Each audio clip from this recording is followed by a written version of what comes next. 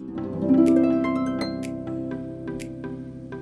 friends and welcome to another episode of Momo Makes. I'm your girl Momo. I do DIYs, upcycles and sewing projects.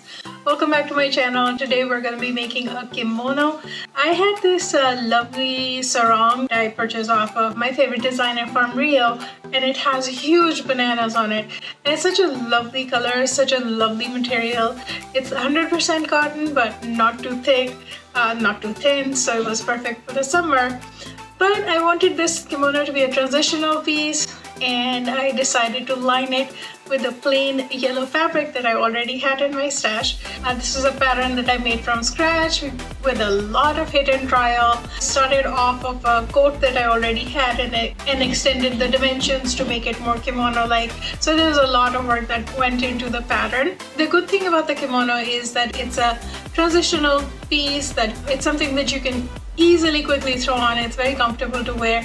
There's no hassle with the fitting or the sizes. So this kimono is a staple in my fall wardrobe. I'm layering it with a sweater underneath and tights and knee-high boots. The thing about the kimono pattern is that you can actually make it in any material of your choice. So it can be a summer kimono, it can be a fall material. You can make it in wools, 100% cotton, or even ornamental fabric like velvet or sequin fabric. So it's a perfect project for the upcoming holidays. So stick around and let's get right into it.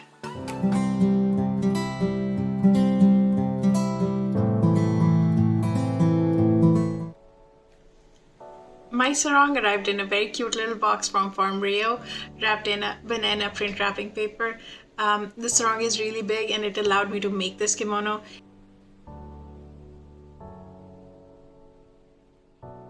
If you're starting from scratch, you can use this rough estimate for fabric. If you are using wide width fabric up to 56 inches, 3 yards should be enough. And if you're using a narrower width fabric, you may need up to 7 yards depending on how tall you are. To start, I took off the label from the sarong and started figuring out how I would place the cuts. I'm going to use the side fringes for the belt. There's a geometric pattern border on both ends of the sarong. I'm going to symmetrically cut the repeating pattern and use it in half for the belt and half for the front lapel. Since the recording of this intro for this video, I have completed the work on making a printable PDF for the kimono pattern. I'm making this available to you guys for free. This is a free download. Please try it. Please make it.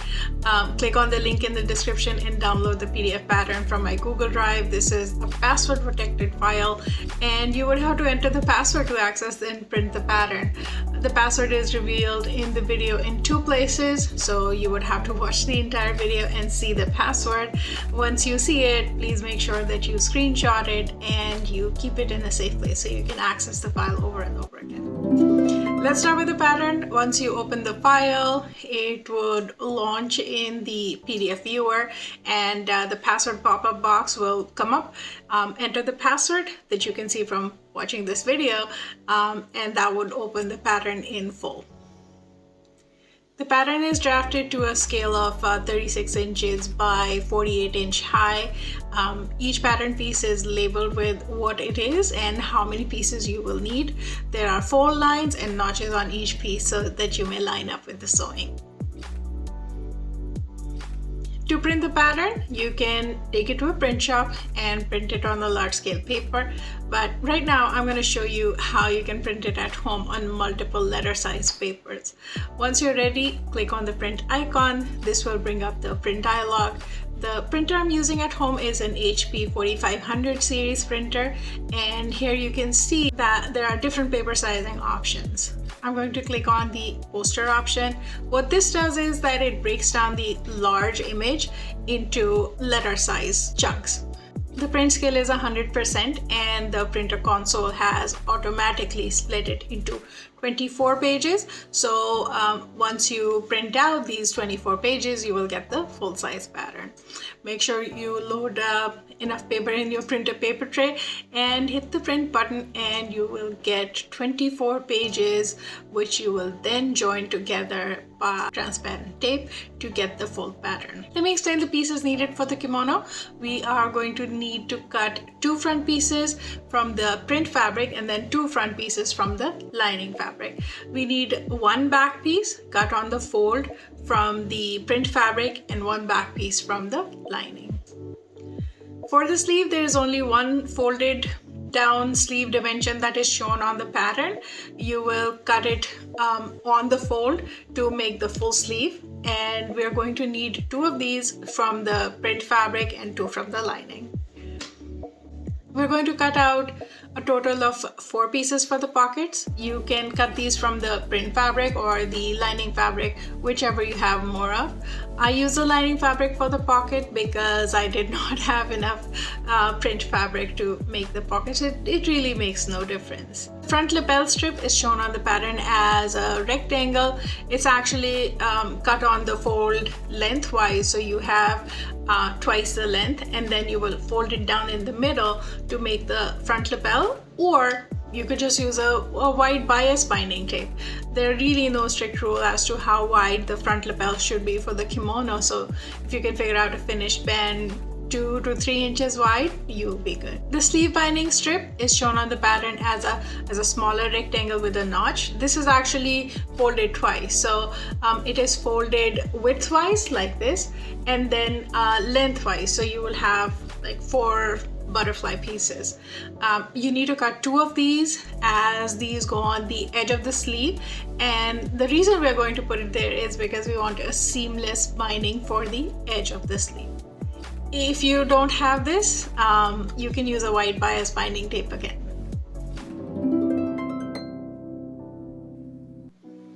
Let's get started with the cutting, guys. So I've laid out my sarong folded in half. I'm going to position the front pieces of the pattern onto the print fabric and cut 2 pieces out.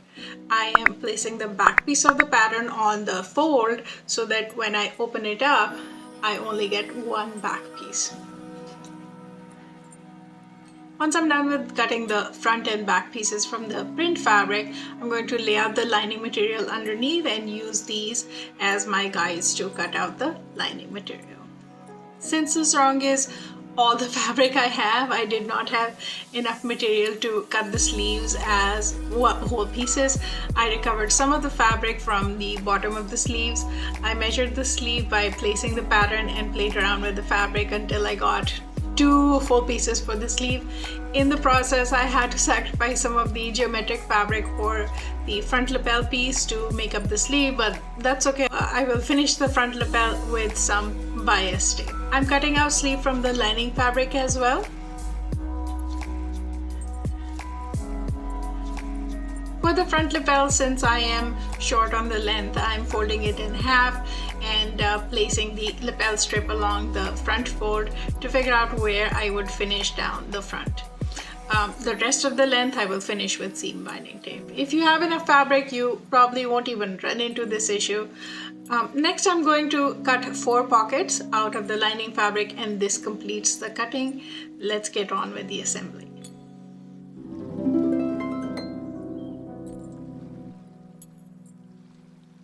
The first step is to attach the pockets to the printed front and the printed back pieces.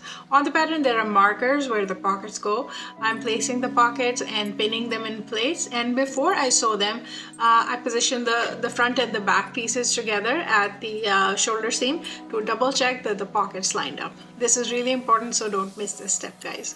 Then I sewed them and I turned over and overstitched them.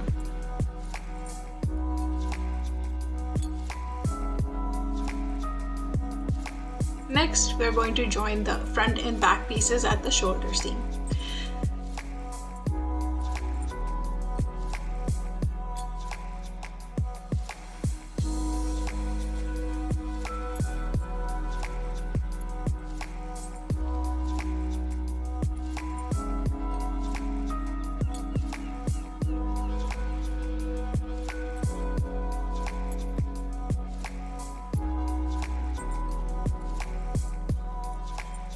Then we're going to move on to closing the sides.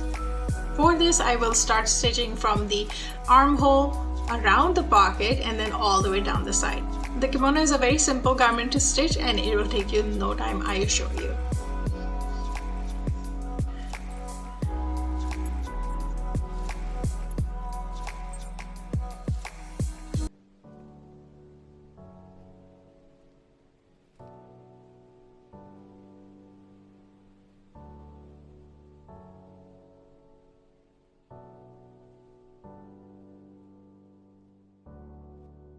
We will repeat the same steps on the lining, attaching the front and the back on the shoulder seam, and then stitching the sides shut.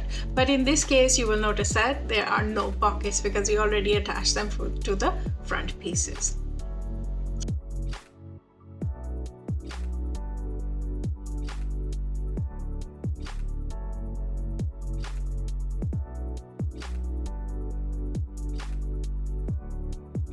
Next, we will attach the sleeves. Sew the sleeve lengths close and then pin the sleeve opening to the armhole opening with the right sides facing. Repeat the same process on both the print and the lining.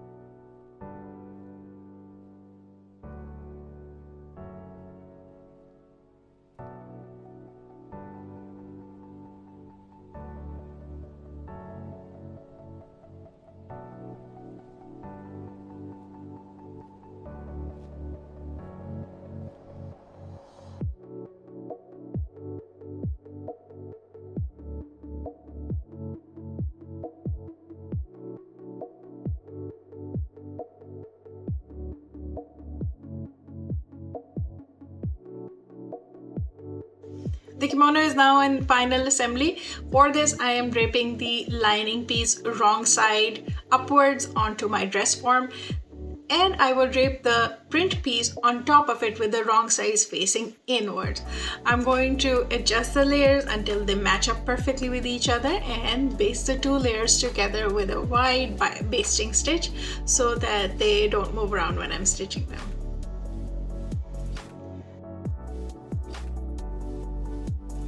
I'm going to finish the sleeves with a wide bias binding tape because I did not have enough fabric. You can do the same, or you can just cut out the sleeve and binding tape strips as shown on the pattern.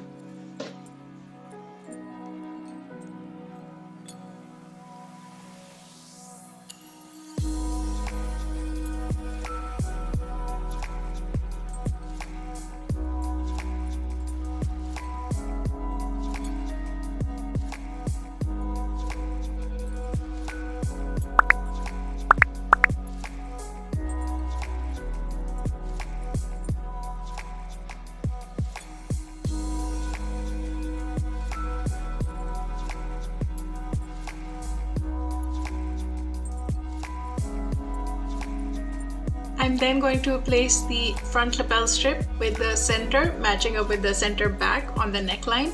I'm going to pin the strip in place and sew it down. I am then going to make a mitered corner at the bottom edge of the strip and finish the rest of the open front with the black bias binding tape.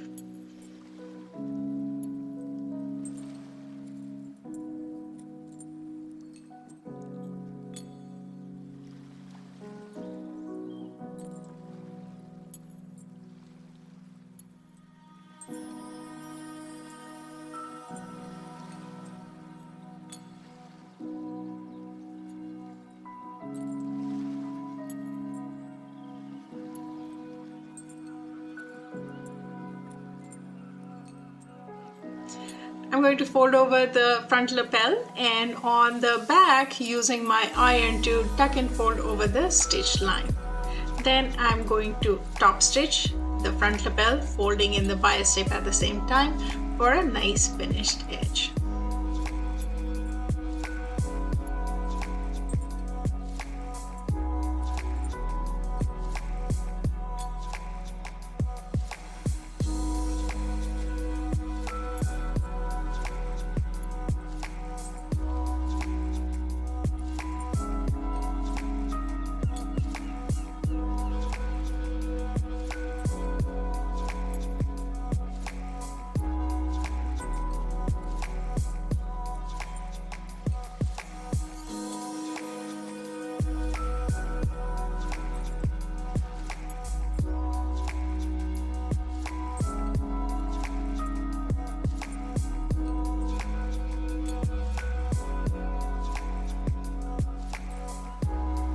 For the rest of the raw edges, I am using black bias binding tape. I am sandwiching the raw edge into the fold of the bias tape and just stitching over it.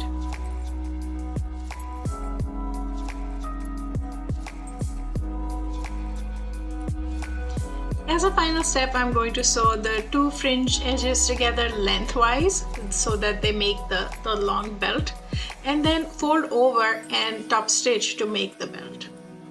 And that's it, guys. The kimono is now completed. This is a very simple project and I'm sure you would love the results. I absolutely love this kimono. I am wearing it so much in the fall. I hope you liked the video. If you did, please hit like and subscribe to my channel. I post videos pretty much every week. There's a lot of projects in the pipeline. As a creator, what I'm finding is that I'm much faster in actually sewing than editing. So there's a lot of footage that is accumulated in my hard drive right now, and I'm not finding enough time to do all the edits and post them on YouTube. So I want you to hit the notification bell so that when I post these projects, you are the first to get notified. I had a wonderful time hanging out with you guys. Thank you so much for watching. Thank you so much for your support, and I'll see you at the next one. Here's the final reveal.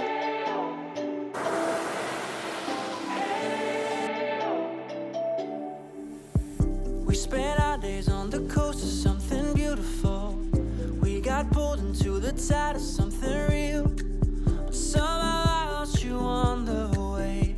I assumed you left me behind. Lifeless days and sleepless nights, so tired of it. I can't get you off my mind, can't forget it.